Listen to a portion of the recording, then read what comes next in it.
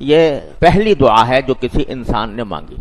حضرت آدم علیہ السلام کو جب پیدا فرمایا گیا اور ان سے غلطی سرزد ہوئی کہ ایک درخت کے بارے میں فرمایا گیا تھا کہ اس کو مت کھانا، مگر انہوں نے شیطان کے بہکائے میں آ کر کھا لیا تو حدیث میں وہ قرآن کریم نے یہ بتلایا ہے کہ جب وہ کھا لیا تو ان کی جو شرمگاہیں ہیں وہ کھل گئیں۔ کیسے کھل گئیں اللہ تعالیٰ ہی بہتر جانتے ہیں، لیکن مفسرین نے فرمایا کہ در حقیقت ان کے اوپر جنت کا ایک نوری لباس تھا، جنت کا ایک نوری لباس تھا، وہ عام لباس سے مختلف تھا۔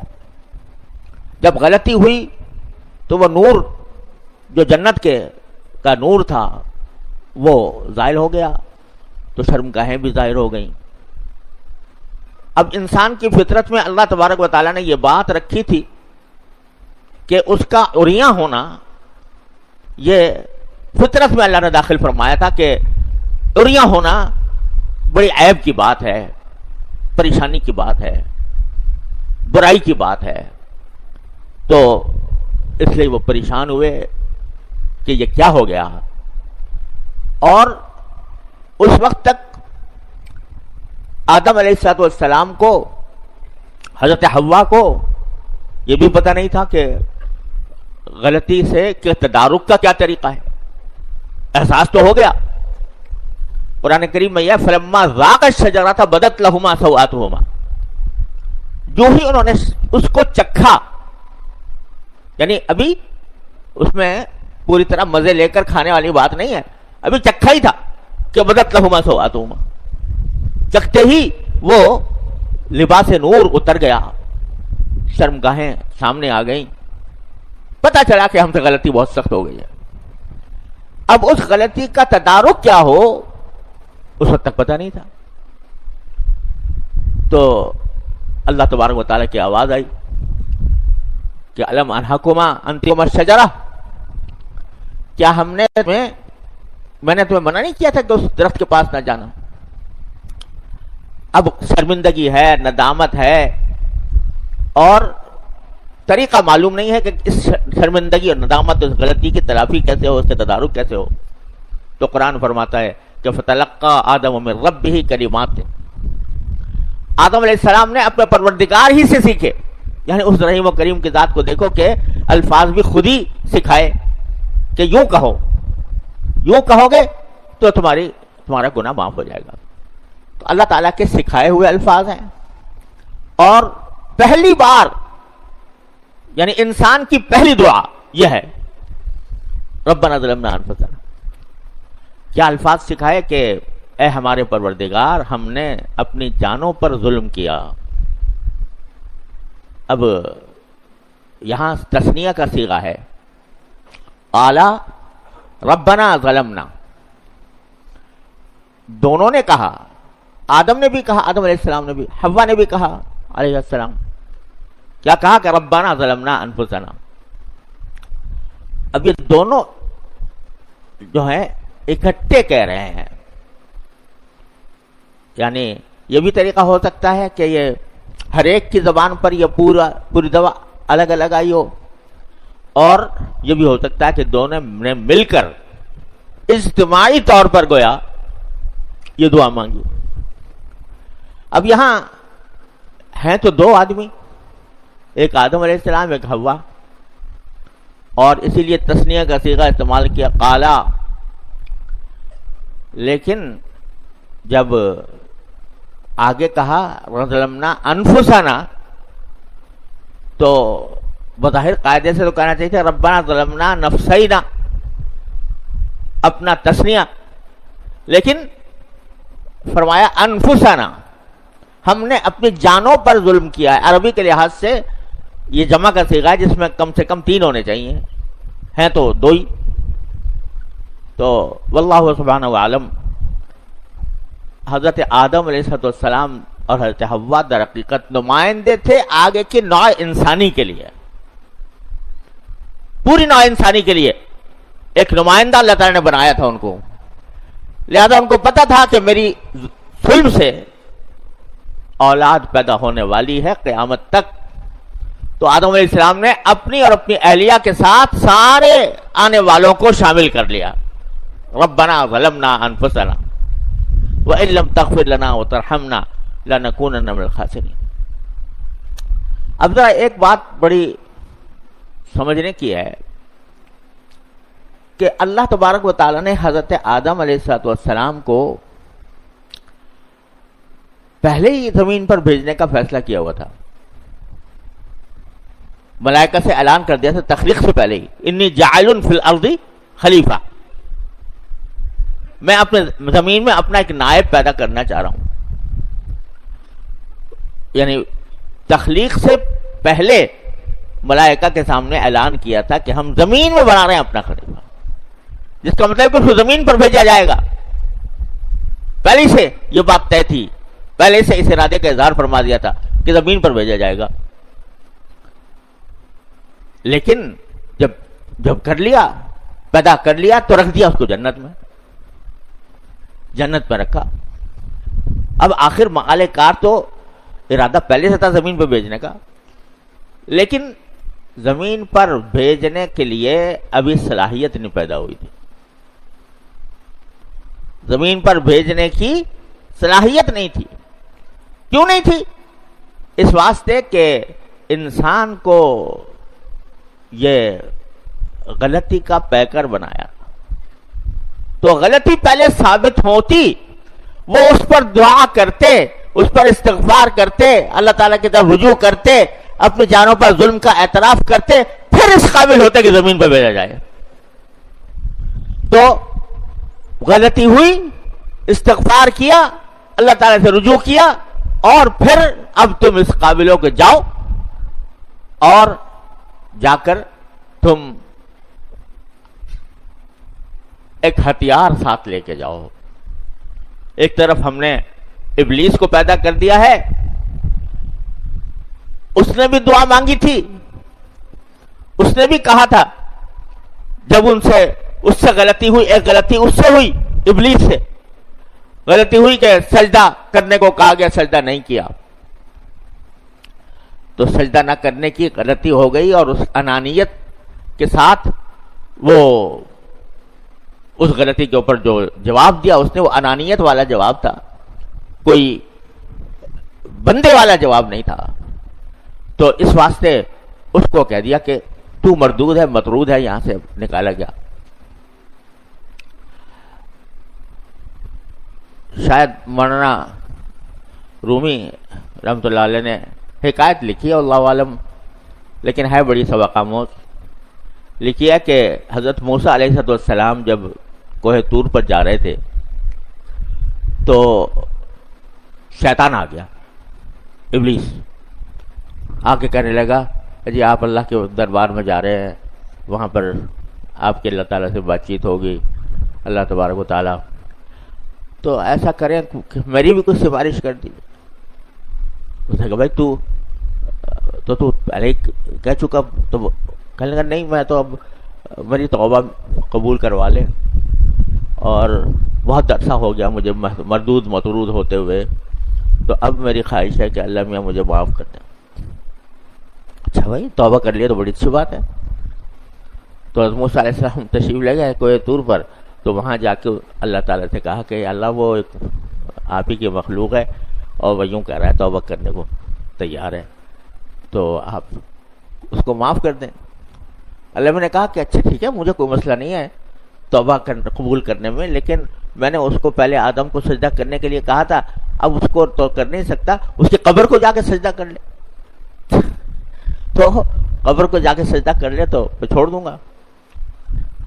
موسیٰ علیہ السلام نے کہا, تو پھر واپس آ کر اس سے کہا کہ بھائی اللہ میاں فرما رہے ہیں کہ تو آدم کو تو سجدہ کیا نہیں تھا, آدم کی قبر کو جا کے سجدہ کر لے تو معاف کر دوں گا. کہا واہ, زندہ کو تو میں نے سجدہ کیا نہیں, مردے کو جا کے سجدہ کروں گا. تو مطلب یہ کہ سرکشی اور انانیت, اس نے اس کو تو اس مرتبے پر پہنچایا. تو اللہ میں نے دو نظارے دکھائے زمین پر بھیجنے سے پہلے, کہ ایک دیکھو یہ ابلیس ہے, جب اس سے غلطی ہوتی ہے تو یہ تکبر کا مظاہرہ کرتا ہے, یہ بجائے اس کی گردن جھکنے کے سینہ اور تن جاتا ہے اور یہ تعویل کرتا ہے اور عقل لڑاتا ہے کہ خلقتنی من نار و خلقتہ من طین. ایک تو یہ ہے جس کے بارے میں اقبال نے کہا کہ صبح ازل یہ مجھ سے کہا جبرائیل نے، صبح ازل یہ مجھ سے کہا جبرائیل نے، جو عقل کا غلام ہو وہ دل نہ کر قبول. یہ عقل چلا رہا ہے وہاں پہ اللہ میاں کے سامنے، اپنی عقلی گھوڑے دوڑا رہا ہے، تکبر کا مظاہرہ کر رہا ہے، انانیت کا مظاہرہ کر رہا ہے. ایک تو وہ غلطی کرنے والا ہے اور ایک غلطی کرنے والے آدم اور حوا ہیں. یہ جو بھی غلطی کا احساس ہوا فوراً اللہ تبارک و تعالیٰ کی سکھائی ہوئی دعا مانگی، ربنا ظلمنا انفسنا وان لم تغفر لنا وترحمنا لنکونن من الخاسرین. وہ دعا مانگی تو دو غلطیوں کا نظارہ کرا دیا اللہ میاں نے. ایک غلطی کا رد عمل کرنے والا وہ ہے جو سینہ تان کر کہہ رہا ہے کہ نہیں کوئی غلطی نہیں ہے، یہ غلطی ماننے کو انکار کر دیا، یہ غلطی نہیں ہے، میں تمہیں عقلی دلیل سے سمجھاؤں گا کہ یہ غلطی نہیں ہے. اور عقلی دلیل بظاہر تو ٹھیک ٹھاک تھی کہ خلقتنی من نار و خلقتہ من طین، اس کو آگ سے پیدا کیا، مجھے مٹی سے پیدا کیا، آگ زیادہ افضل ہے مٹی سے، لہذا میں زیادہ افضل ہوں، میں کیوں سجدہ کروں اس کو. سمجھ گیا بھائی؟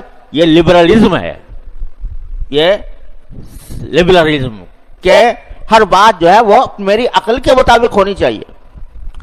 تو وہ عقل دوڑا رہا ہے اور انانیت کا مظاہرہ کر رہا ہے، چوری پر سینہ زوری کر رہا ہے اور عقلی دلائل پیش کرتا ہے،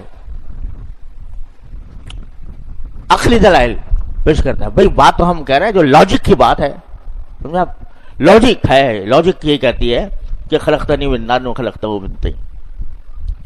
تو ایک وہ غلطی دکھا دی، ایک غلطی آدم و حوا کی دکھا دی علیہم السلام کہ دیکھو ان سے غلطی ہوئی تو انہوں نے سیدھا صاف ستھری بات تو قلنا اہبطوا منہا جمیعا.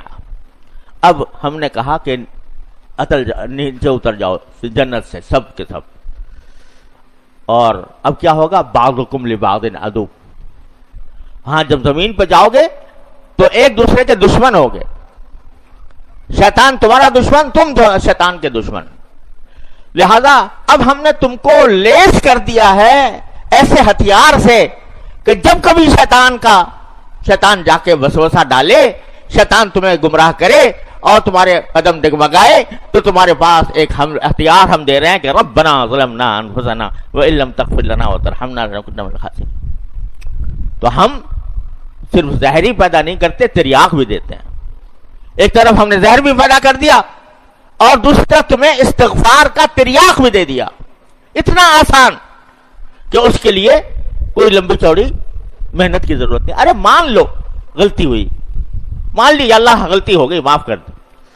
یہ بہتر ہے بنسبت اس کے کہ تم گناہ کیے جاؤ اور سینہ زوری دکھاتے جاؤ عقلی دلائل کے ذریعے، اس کے لاجک کے ذریعے، اور تم یہ کہنا چاہو کہ بھئی یہ تو میرا جو عمل کیا تھا اس میں کوئی غلطی نہیں تھی، یہ بالکل ٹھیک تھا. اللہ بچائے.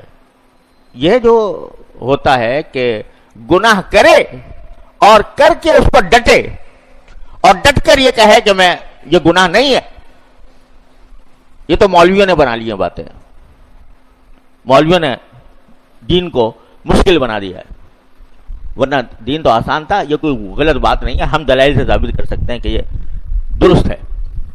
کر دو بھائی، دلیل تمہارے پاس ہے تو پیش کر دو. لیکن انجام وہ ہے جو ابلیس کا ہوا تھا. اور اگر یہ کہو کہ ربنا ظلمنا انفسنا، گناہ فرض کرو. دیکھو بعض گناہ ایسے ہوتے ہیں کہ آدمی مجبور ہوتا ہے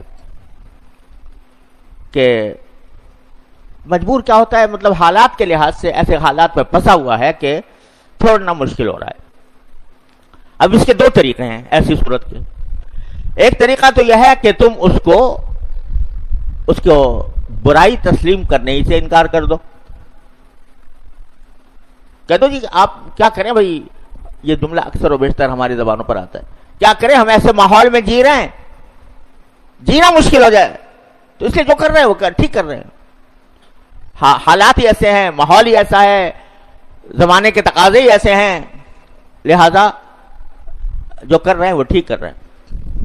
ایک طریقہ یہ ہے، ایک طریقہ یہ ہے کہ بھئی کیا کریں، ہے تو گناہ کی بات، ناجائز بات، غلطی ہے، کرنا نہیں چاہیے، لیکن پھنسے ہوئے ہیں، دعا کرو اللہ میاں ہمیں اس سے نکال دے۔ دیکھا دونوں رویوں میں کیا فرق ہوا؟ پہلا رویہ ابلیس والا اور دوسرا رویہ آدم و حوا والا، ربنا ظلمنا انفسنا والا۔ تو کچھ بعید نہیں ہے کہ جو شخص وہ کسی گناہ میں اس طرح مبتلا ہے کہ اس سے چھوڑا نہیں جا رہا کسی وجہ سے، تو بجائے اس کے کہ وہ پہلا والا رویہ اختیار کرے، اس کے بجائے یہ کہے کہ اللہ میں جانتا ہوں مجھ سے گناہ ہو رہا ہے، غلطی ہو رہی ہے، لیکن پھنسا ہوا ہوں، نفس اور شیطان کے مقاصد نے مجھے جال میں پھنسایا ہوا ہے، لہذا اے اللہ مجھے معاف کر دے اور نکال دے اسے۔ تو یہ 1000 درجہ بہتر ہے، یہ بھی گناہ کر رہا ہے، وہ بھی گناہ کر رہا ہے، لیکن یہ شخص 1000 درجہ بہتر ہے اس سے جو اپنے گناہ کو صحیح ثابت کرنے کی کوشش کرے۔ تو بھائیو، یہ اللہ تبارک و تعالی نے جب انسان کو زمین پر بھیجا تو اس وقت بھیجا جب اس میں غلطی کرنے کی صلاحیت بھی پیدا ہو گئی اور اس غلطی پر استغفار کرنے کی صلاحیت بھی پیدا ہو گئی۔ اس سے پہلے ابھی اس قابل نہیں تھا کہ دنیا میں جاتا، اب جب کہ یہ صلاحیت پیدا ہو گئی۔ میں نے کسی زمانے میں ایک شعر کہا تھا کہ معصوم تھا نہ وقف سجود و دعا تھا میں، معصوم تھا نہ وقف سجود و دعا تھا میں، خوبی میری یہی تھی کہ اہل خطا تھا میں، خوبی میری یہی تھی کہ اہل خطا تھا میں۔ فرشتہ اس کو تو خطا کرنی آتی ہی نہیں، تو اس لیے اس کو زمین پر بھیجنے کی، اس کو اللہ تعالیٰ نے زمین پر نہیں بھیجا۔ لیکن جب آدم ہے اس کے اندر خطا کی صلاحیت پیدا ہو گئی، خطا کی اہلیت پیدا ہو گئی، اور خطا کے لیے، اس خطا کے تلافی کے لیے ہتھیار بھی اس کو مل گیا، تو اب بھیجا گیا اس کو، تو اہل خطا بن گیا، تو اب وہ دنیا میں پہنچا۔ اور اسی میں نے یہ بھی کہا تھا کہ ابلیس ہے میرے لیے ایک امتحان تو کیا، ابلیس ہے میرے لیے ایک امتحان تو کیا، ابلیس کے لیے بھی تو ایک ابتلا تھا میں، ابلیس کے لیے بھی تو ایک ابتلا تھا میں۔ اللہ